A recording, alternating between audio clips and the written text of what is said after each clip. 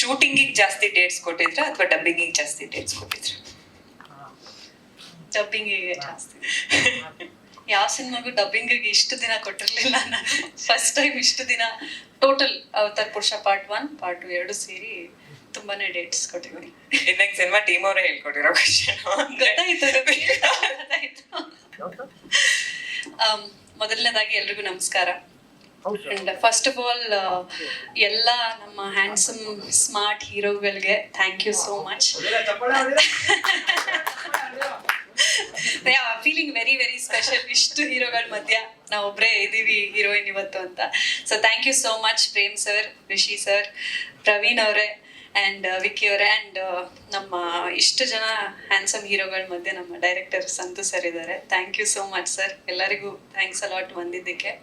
And ಏನು ಅವತಾರ್ ಪುರುಷ 1 ಪಾರ್ಟ್ನ ನೋಡಿ ಎಲ್ಲಿ ಹೋದ್ರೂ ನಂದು ತೆಲುಗು ಸಿನಿಮಾ ರಿಲೀಸ್ ಇರಲಿ, ತಮಿಳ್ ಸಿನಿಮಾ ರಿಲೀಸ್ ಇರಲಿ, ಎಲ್ಲ ಕಡೆ ನಮ್ಮ ಕನ್ನಡಿಗರ ಕಮೆಂಟ್ಗಳು ಇರ್ತಿದ್ದಿದೆ ಅವತಾರ್ ಪುರುಷ 2 ಯಾವಾಗ ಅಂತ. ನನಗೂ ಡೇಟ್ಗಳು ಗೊತ್ತಿಲ್ಲದೆ ಆದಷ್ಟು ಬೇಗ ಅಂತ ಹೇಳ್ತಿದ್ದೆ. So finally April 5th release ಆಗ್ತಿದೆ.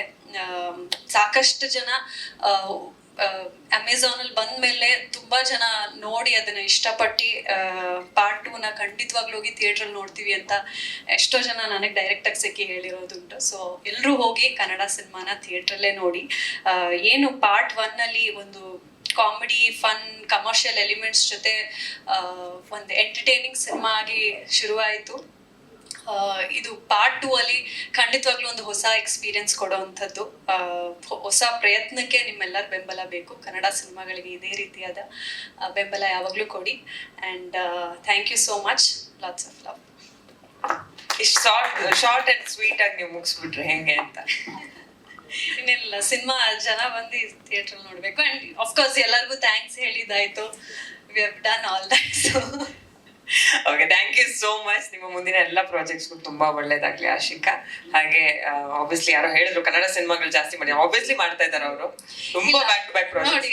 ಈಗ ಏಪ್ರಿಲ್ 5th ಅವತಾರ್ ಪುರುಷ 2 ಆದ್ರೆ ಏಪ್ರಿಲ್ 19th O2 ರಿಲೀಸ್ ಆಗ್ತದೆ PRK ಪ್ರೊಡಕ್ಷನ್. ಅದರೊಳಗೆ ನಮ್ಮ ಹೀರೋ ಪ್ರವೀಣ್ ಅವರು ಇದ್ದಾರೆ. ಸೊ ಬ್ಯಾಕ್ ಟು ಬ್ಯಾಕ್ ಬರ್ತಾ ಇದೆ, ಸ್ವಲ್ಪ ವೇಟ್ ಮಾಡ್ಬೇಕಷ್ಟೇ.